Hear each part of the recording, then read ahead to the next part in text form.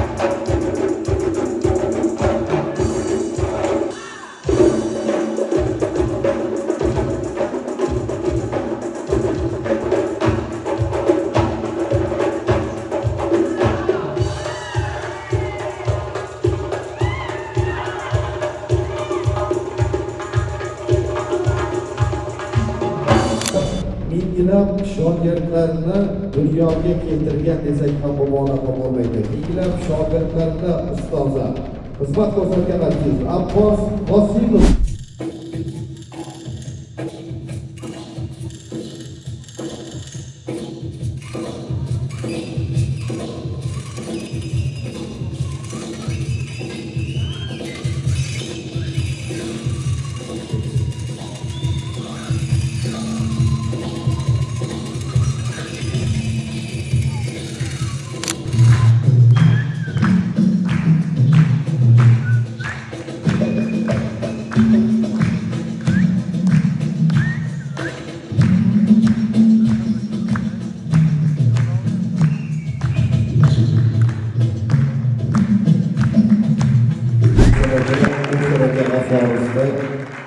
Onajonlari, volidey muhtaramalar ishtirok etyaptilar. Ularning sizga atagan tilaklari, niyatlari bor ekan. Agar bolalarimiz sunnatiga sizda agarga yashashingizni qilaylik, chaqiraman deb niyat qilgandim.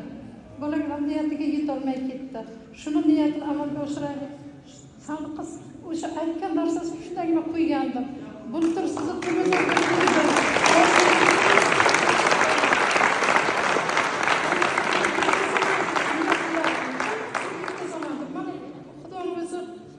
Oq yo'l bergan ekan, kelibsiz, shu niyatlarimizga yetdik. Endi mana bu o'g'ilchasi bemutazidan bo'lyapti. Kiydir.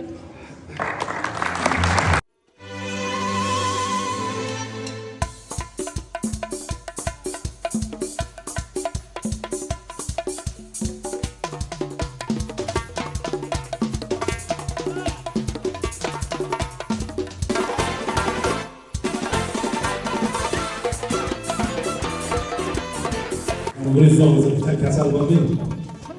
O'zbekistonda Alloh rahmat qilsin. O'zbekistonda kinoga gaplashib ya'ni xat yozib turadi, telegram orqali. To'rtsa faqat siz aytaman, hamma doirachilar aytaman deb sizchalar faqat deyapti. Qolgan doirachi eshitsa gapiradi. Doirachilar gapirsa Alloh rahmat qilsin. Jannatlarda bitta ko'rishni nasib etsin.